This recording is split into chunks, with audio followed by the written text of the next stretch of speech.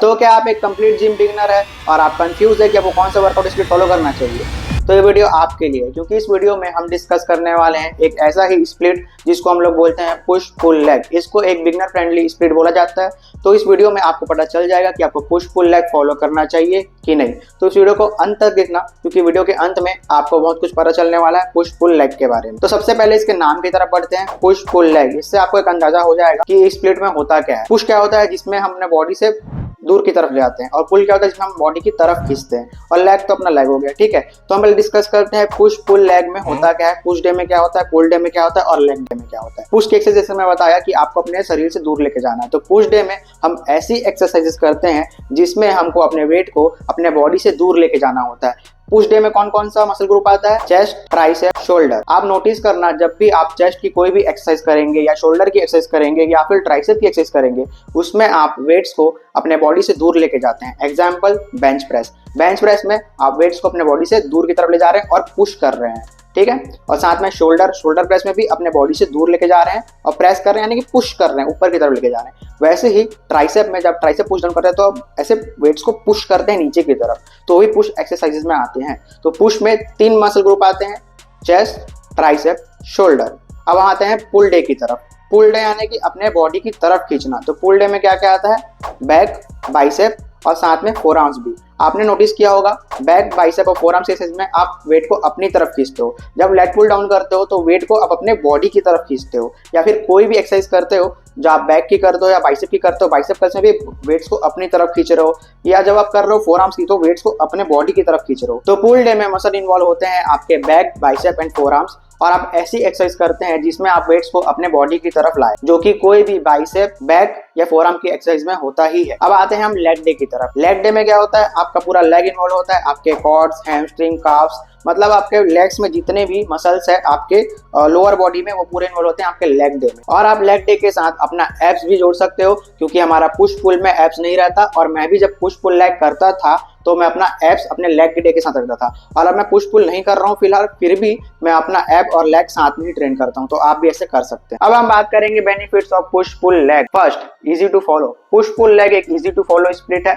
बस आपको शुरुआत में एक बार मेहनत करना है। अपना वर्कआउट स्प्लिट आपने एक बार तैयार कर लिया कि आपको पुश डे के दिन क्या करना है, पुल डे के दिन क्या करना है, और एब और लेग्स डे के दिन क्या करना है। तो उसके बाद आपको ज्यादा इसमें झंझट करने की जरूरत नहीं है, बार बार बदलने की जरूरत नहीं है। बस प्रोग्रेसिव ओवरलोड फॉलो करते हुए आपको एक ही अपने वर्कआउट प्लान को फॉलो करते जाना है। प्रोग्रेसिव ओवरलोड करते जाएंगे तो आपको अपना रिजल्ट भी दिखते जाएगा। Second, balance muscle development. ये स्प्लिट जो है आपके सभी मेजर मसल्स को टारगेट करता है और एक बैलेंस तरीके से सबको ग्रो करने में मदद करता है। Third, rest time. इसमें क्या है, आपको सफिशिएंट रेस्ट टाइम भी मिल जाता है। एग्जाम्पल के लिए आप वीक में 6 दिन जिम जाते हैं, आप करेंगे पुश पुल लेग, फिर थर्सडे को वापस पुश पुल लेग, सैटरडे तक हो गया, संडे आपका रेस्ट डे। पर आपने जब पहली बार चेस्ट डे लगाया था जो कि था मंडे को, उसके बाद आपको कितना दिन टाइम मिला? मंडे को चेस्ट लगाने के बाद मंडे पूरा रेस्ट, उसके बाद ट्यूसडे रेस्ट, फिर वेडनेसडे रेस्ट, फिर जाके वो थर्सडे को आप फिर से चेस्ट लगाएंगे। तो आपको 2 से 3 दिन का टाइम मिल जाता है रेस्ट के लिए, वो जो कि सफिशिएंट है, जिसमें आप रिकवर कर सकते हैं। अब हम एग्जांपल के लिए एक वर्कआउट प्लान डिजाइन कर लेते हैं। याद रखिएगा, ये सिर्फ एग्जांपल के लिए, आपको ये फॉलो करने की जरूरत नहीं है। मैं इसलिए बता रहा हूँ ताकि आपको आइडिया हो जाए आपको क्या क्या इसमें ऐड करना है।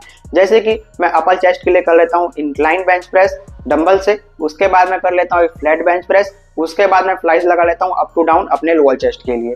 ठीक है, उसके बाद मैं ट्राइसेप पुश डाउन कर लेता हूँ, और साथ में स्कल क्रशर, और उसके साथ में शोल्डर के लिए शोल्डर प्रेस, और साथ में एक रियल डेल्ट के लिए फेस पुल। मेरा हो गया पुश डे खत्म। अब हम आ जाते हैं पुल डे की तरफ। पुल डे में सबसे पहले मैं करूंगा पुल अप्स, उसके बाद करूंगा लेग पुल डाउन, और उसके बाद करूंगा वाइड ग्रिप से केबल रोज, उसके बाद बाइसेप कर्ल्स, हैमर कर्ल्स, और उसके बाद लास्ट में मैं फोर आर्म कर्ल्स कर लूंगा। तो ये मेरा फुल डे भी यहाँ पे खत्म हो जाएगा। इसके बाद हम आ जाएंगे लेग डे में। लेग डे में सबसे पहले हम करेंगे वेटेड स्क्वाट्स, उसके बाद सीटेड लेग एक्सटेंशन, उसके बाद आरडीएल, और लास्ट में काव रेसेस से खत्म कर देंगे। उसके बाद एब्स में करेंगे हम साइकिलिंग, क्रंचेस, रशियन ट्विस्ट, और वो भी खत्म। तो ये सिर्फ एग्जाम्पल था कि आप कैसे डिजाइन कर सकते हैं अपना पुश पुल लेग का स्प्लिट, और फिर से फॉलो करिए या थोड़ा 1-2 एक्सरसाइज बदल दीजिए।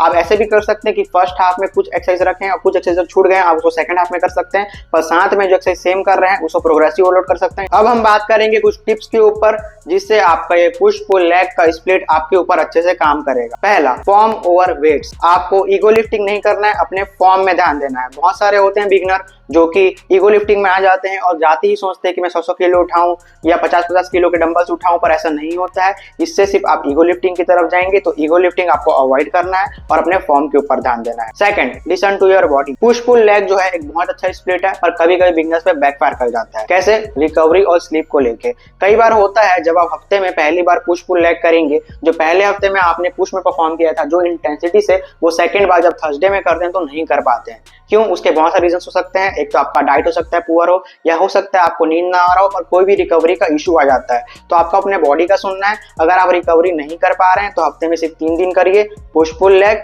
या उसके बाद अपना स्प्लिट थोड़ा सा बदलने का आप ट्राई कर सकते हैं। जरूरी नहीं है कि आप पुश पुल लेग ही फॉलो करें अगर बिगनर है तो। अगर आपके बॉडी को नहीं जम रहा है तो इसको आप अवॉइड कर सकते हैं और दूसरा स्प्लिट में जा सकते हैं। Third, nutrition matters. मैं बहुत सारे बिगनर्स को देखता हूँ, जब वो नए नए होते हैं उनका पूरा ध्यान वर्कआउट में होता है कि मेरे को ये वर्कआउट करना है, ये स्प्लिट फॉलो करना है। पर मैं एक बात बोलना चाहूंगा, कोई भी स्प्लिट फॉलो करिए, जब तक आपका न्यूट्रिशन सही नहीं होगा तो स्प्लिट काम ही नहीं करेगा। तो आप कोई भी स्प्लिट से अपना बॉडी बना सकते हैं, पर अगर आप पुश पुल लेग फॉलो कर रहे हैं तो आपको अपने डाइट में एकदम अच्छे से ध्यान देना पड़ेगा, क्योंकि आपको फिर से हफ्ते में दूसरी बार वो मसल को फिर से करना है और आप एक दिन में 2 से 3 मसल टारगेट कर रहे हैं। तो आपको अपना डाइट एकदम टॉप नॉच रखना होगा। तो मैं होप करता हूँ आपको ये वीडियो अच्छी लगी होगी, आपको इस वीडियो से कुछ सीखने मिला होगा। अगर आपको कुछ सीखने मिला तो वीडियो को लाइक कर देना और अपने बिगिनर फ्रेंड के साथ शेयर मार देना, ताकि वो भी सीख पाए पुश पुल लेग के बारे में।